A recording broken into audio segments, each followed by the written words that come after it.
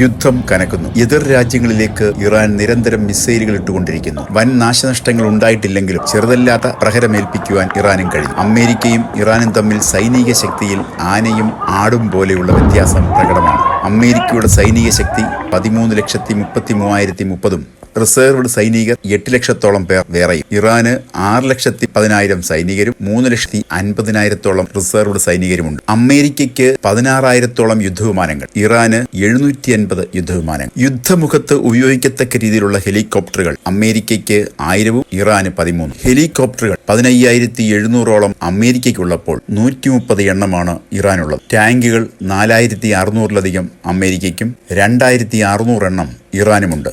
യുദ്ധക്കപ്പലുകളുടെ കാര്യത്തിൽ അമേരിക്കയ്ക്ക് 465 എണ്ണം, ഇറാന് 101. അന്തർവാഹിനികൾ അമേരിക്കയ്ക്ക് 66, ഇറാന് 19 വിമാനവാഹിനി കപ്പൽ 11 എണ്ണം അമേരിക്കയ്ക്കുണ്ട്, ഇറാന് വിമാനവാഹിനി കപ്പലുകളില്ല. ഇനി ഇസ്രയേലിന്റെ ആയുധ സന്നാഹം പരിശോധിക്കും. ഇസ്രയേലിന് 1,71,000 സൈനികരും 4,65,000 റിസർവ്ഡ് സൈനികരുമുണ്ട്. 881 യുദ്ധവിമാനങ്ങൾ ഇസ്രയേലിന് തന്നെയുണ്ട്. 127 ഹെലികോപ്റ്ററുകൾ, യുദ്ധരംഗത്ത് ഉപയോഗിക്കത്തക്ക വിധമുള്ള ആക്രമണ ഹെലികോപ്റ്ററുകൾ 48 എണ്ണം വേറെ, 1300 ടാങ്കുകൾ, 67 യുദ്ധക്കപ്പലുകൾ, 5 അന്തർവാഹിനികൾ. ഇതുകൂടാതെ വർഷങ്ങളായി യുദ്ധരംഗത്ത് പ്രവർത്തിക്കുന്ന അനുഭവപരിചയവും അത്യാധുനിക ആയുധങ്ങളുടെ സഹായങ്ങളും ഇസ്രയേലിന് സ്വന്തമാണ്.